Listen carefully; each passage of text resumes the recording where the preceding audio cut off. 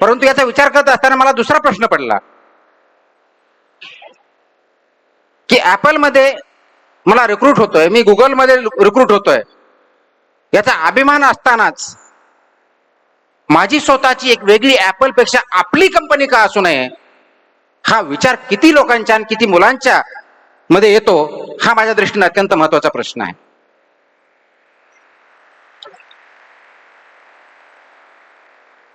कारण ऍपलचं ब्रीद आहे, तुम्ही जर बघितलं ह्या कंपन्या त्याची एक्सलन्स इज द थिंग. मग ऍपल मध्ये सीईओ बघा, गुगलचा सीईओ बघा किंवा टॉप मॅनेजमेंट बघा, त्यांचं ओरिजिन आपल्याला इंडियन विद्यार्थ्यांमध्ये दिसेल, पण कंपनी मात्र ओनरशिप अमेरिकेची आहे. Most of the manufacturing part हे चायनाचे आहेत आणि सर्वात मोठा कंझ्युमर भारत आहे. हे असं का? ही जी एंटरप्रेन्योरशिप आहे, उद्यमिता आहे, ही आपल्या विचारामध्ये उद्यमिता अजून त्या प्रमाणात आलेली नाही.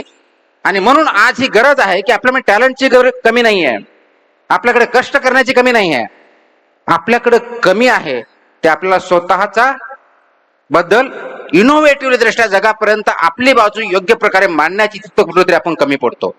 ही उद्यमिता, इथं उर्मी जी पाहिजे, जी जोखीम घ्यायची तयारी पाहिजे, ती आपल्यामध्ये कुठेतरी कमी दिसते.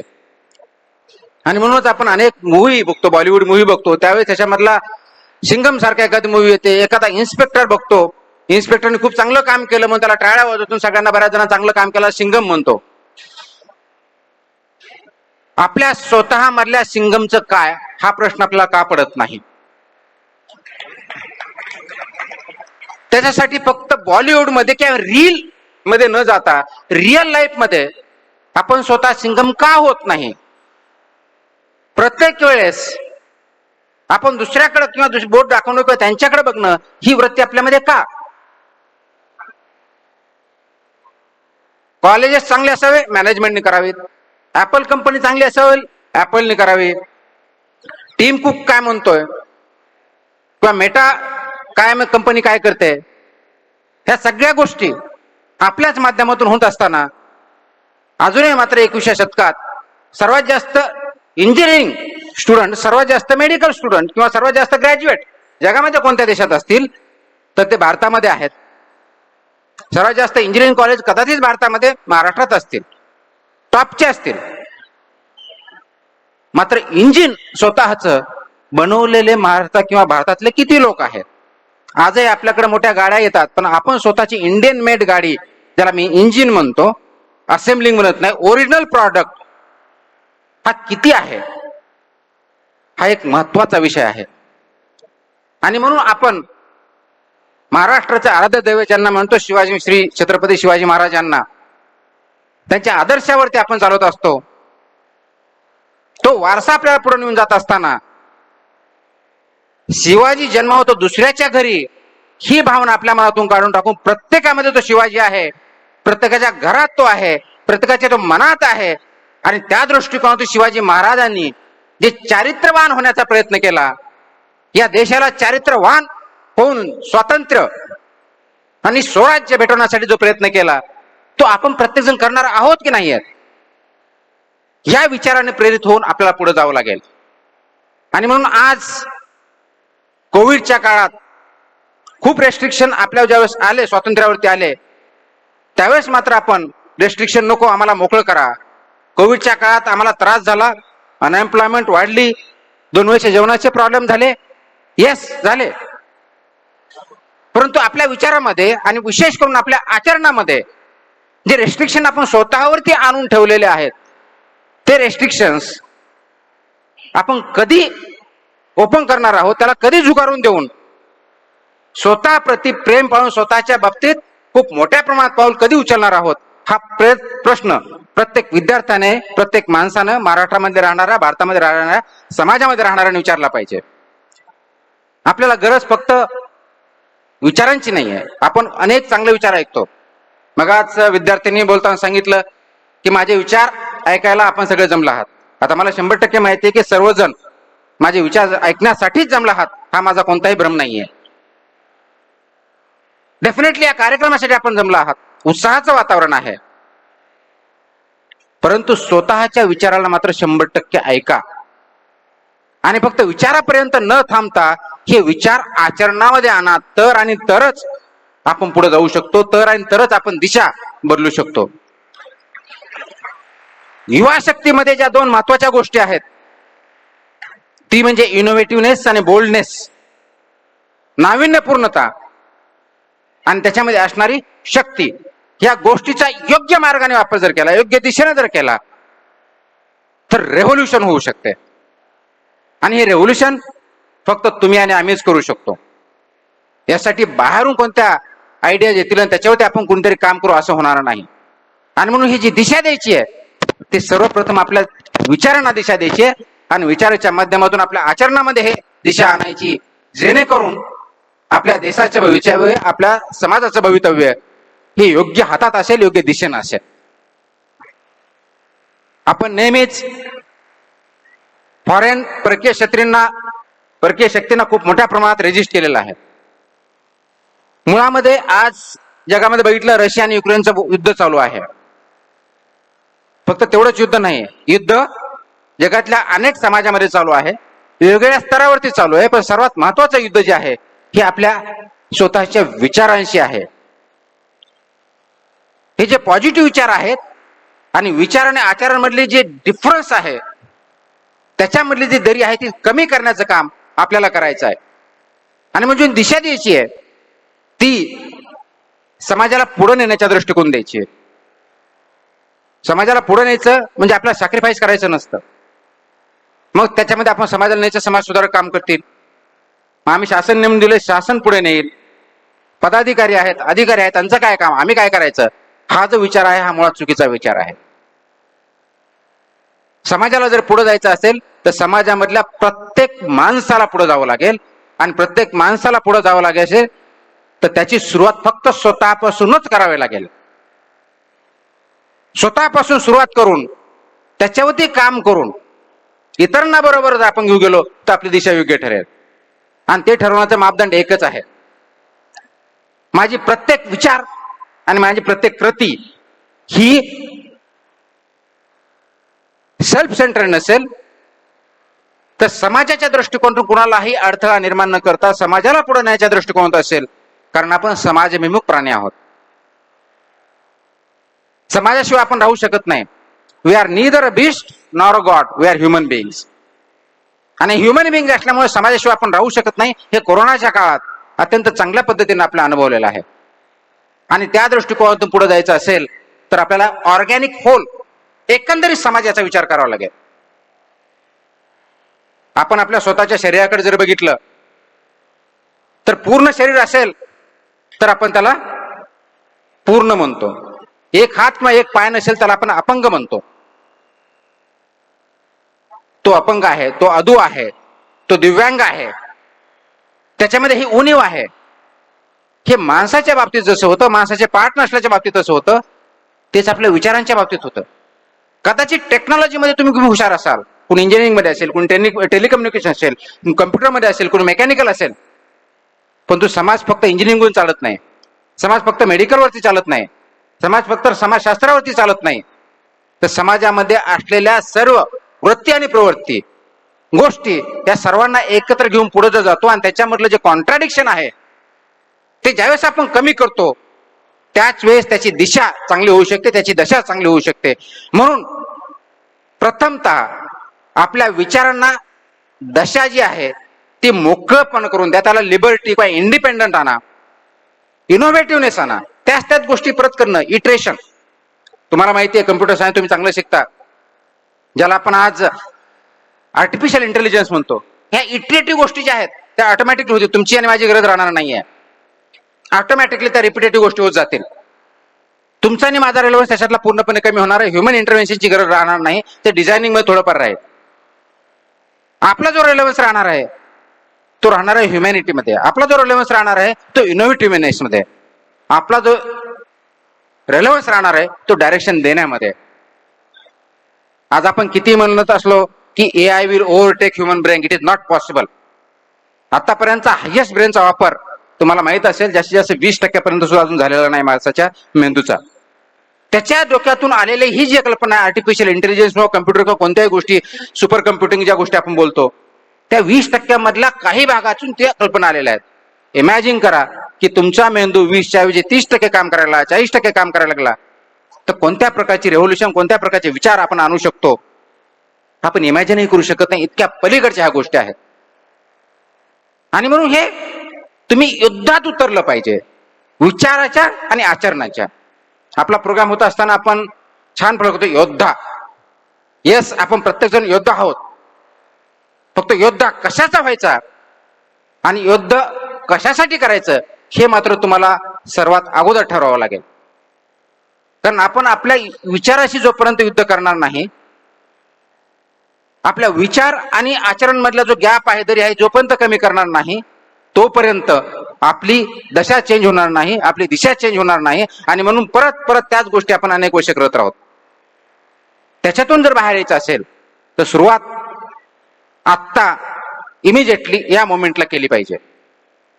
कारण आयुष्य खूप छोटं आहे. आपल्याला वाटत असं आपण 100 वर्ष जगू. Millions and billions of years पासून समाज अस्तित्वात आलेला आहे. ॲज ऑफ नाव असं सांगितलं जातं कमीत कमी 500 इयर्स पेक्षा जास्त अस्तित्व राहणार आहे पृथ्वीचं. कारण तोपर्यंत पृथ्वी म्हणजे basically one of the planets. तोपर्यंत जर राहणार असेल तर हा समाज कुठे जाईल याचा विचार करणं गरजेचं आहे. विशेष करून भारतासारख्या देशात ज्यावेळेस तरुणाई एवढ्या मोठ्या प्रमाणात आहे, ज्यावेळेस आपल्याकडे ती एनर्जी आहे, ज्याला ह्युमन रिसोर्सेस म्हणतो ते आहे, टेक्निकल नॉलेज आहे, विल आहे, पॉवर आहे, तर त्याचं कन्व्हर्जन ज्या डिरेक्शनने जायला पाहिजे त्या डिरेक्शनने जातंय की नाही आणि ती नेण्याची जबाबदारी तुमची आणि माझी सर्वांची आहे. आणि म्हणजे आयुष्य आहे. अनेक वेळेस हे प्रश्न स्वतःला पडतात, मलाही पडतात, आपल्यालाही पडत असेल. मी जे करतो ते योग्य आहे? मी याच्यापेक्षा चांगलं करू शकलो असतो, परंतु समाजामध्ये किंवा शासनामध्ये हे प्रॉब्लेम असल्यामुळे ते करू शकत नाही. आतापर्यंत जगलेलं आयुष्य हे वाटोळ झालं. मी कोणत्याही चांगल्या पद्धतीने जगलो नाही किंवा अत्यंत चांगल्या पद्धतीने जगलो. ह्या दोन्ही संकल्पना ज्या आहेत ह्या एकतर भविष्यावरती अवलंबून दिसतात किंवा पास्ट वरती दिसतात. आपण मोस्ट ऑफ द टाइम, बहुतांश वेळ, एकतर आपण भविष्यामध्ये जगत असतो किंवा भूतकाळात जगत असतो. अनफॉर्च्युनेटली भविष्याची काळजी आणि भूतकाळाचा विचार हे प्रेझेंट मध्ये करत असतो. ज्यावेळेस की आपण फक्त प्रेझेंटचा विचार करणं, वर्तमान काळाचा विचार करणं आणि त्याच्यावरती योग्य कारवाई करणं अपेक्षित असतं. ते न केल्यामुळं आपला भूतकाळ विचित्र होतो आणि भविष्यकाळ हे अंधारामध्ये राहतो. हे जर टाळायचं असेल सद्यस्थितीत at this point in time मी किती चांगल्या प्रकारचा विचार करू शकतो आणि त्यावरती तितक्याच चांगल्या प्रकारे आचरण किंवा वागू शकतो का याच्यावरती फोकस होणं आवश्यक आहे. हे जोपर्यंत करत नाही तोपर्यंत आपलं पोटेन्शियल आपण अचीव करू शकत नाही. आणि म्हणून हा विचार आपण केला पाहिजे, प्रत्येकाने विचार केला पाहिजे की माझं आयुष्य आतापर्यंत जे गेलं आहे, आय एम डेड, ते गेलं आहे आणि इथून पुढे किती मिनिट किंवा किती सेकंद राहणार आहे हे मला माहित नाही. आज जर तुम्हाला ब्रह्मदेव होतो आपल्या समोर आला आणि त्यांनी सांगितले तुम्हाला फक्त 24 तास आहेत, 24 तास 1 मिनिटाने तुमचा मृत्यू होणार आहे, हे जर म्हटलं तर आपण काय करणार?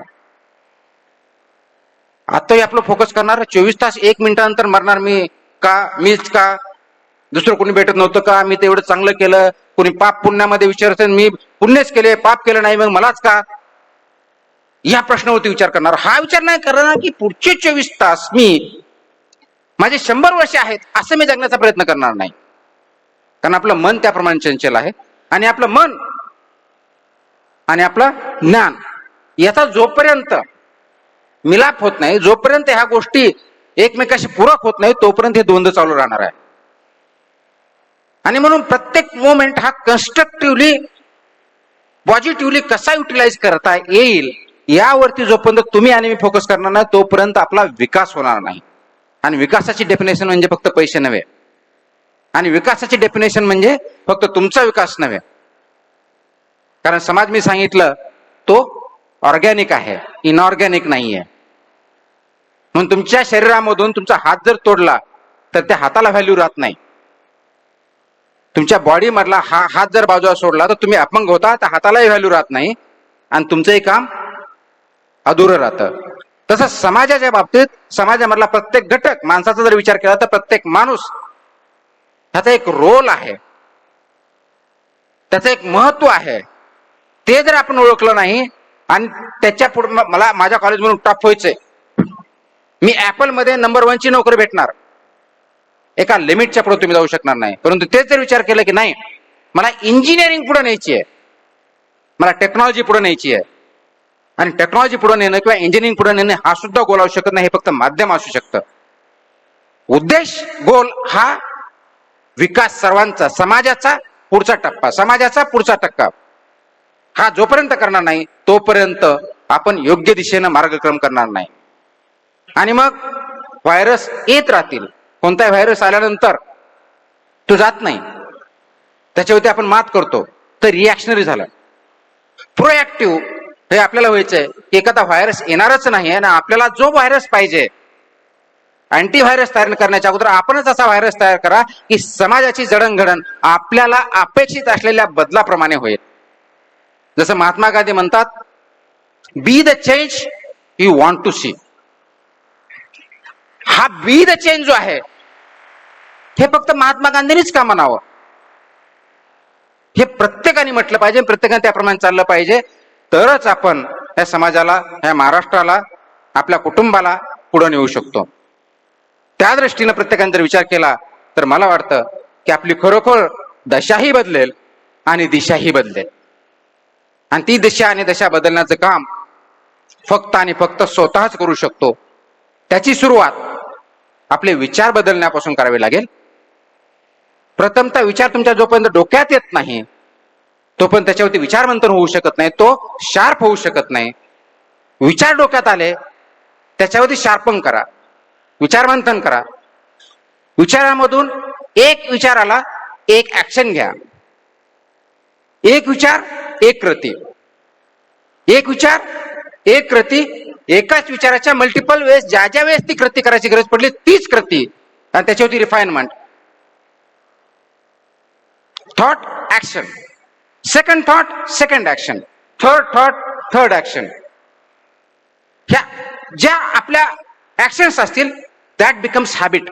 आपण अनेक वेळेस म्हणतो आपल्या, आता तुम्ही तरुण मंडळी आहात, कारण तुम्ही सांगितले की आम्ही तरुण मंडळी, त्यावेळेस मला वाटलं की मी आता थोडं बऱ्यापैकी म्हातारा झालो की काय. तर अजून मला तरी वाटत नाही म्हातारा झालेलो. त्याचं कारण असं आहे की तरुणाई किंवा म्हातारपण हे विचारावरती अवलंबून असतं, फक्त फिजिकल गोष्टीवरती अवलंबून नसतं. त्याच्यामुळे हे जे विचार आहेत ती ऍक्शन्स हे मल्टिपल असल्या पाहिजे. आपण अनेक वेळेस कॉलेजमध्ये लाईफमध्ये आपण बघत असताना एखाद्या विद्यार्थ्याकडे एक बाईक असते किंवा कार असते आणि तो नेहमी सांगतो की त्याची बाईक एकदम छान आहे, ही मेंटेन्स लाईक एनिथिंग. एखाद्याची बॉडी खूप छान, 6 पॅक्स आहेत, सलमान खान त्याच्यासारखी बॉडी पाहिजे. काय आयडेंटिटी निर्माण झाली. माधुरी दीक्षित त्यासारखा डायलॉग कोणाचा नाही, तिच्यासारखे केस कोणाचे नाही. हे काय आहे, तर हे नेचर तयार झालेलं की इट हॅज बिकम आयडेंटिटी. तुमची आणि माझी आयडेंटिटी काय, स्वतःची काय, माझी काय आयडेंटिटी आहे, माझी काय सवय आहे, हे कुठून येते, माझे विचार, माझे actions. Multiple actions become habit आणि सवय होते. ही सवय तयार करा चांगल्या विचारांची, चांगल्या आचरणाची, चांगलं वागण्याची. ह्या मल्टिपल सवय ज्यावेळेस तुम्ही मल्टिप्लाय करत जाताल त्यावेळेस तुमचा तो स्वभाव बनेल. It will become your nature. मग कोणतं nature, innovative, dynamic, forward looking, contributing to something good. That is should become your nature. तुझा स्वभाव झाला पाहिजे.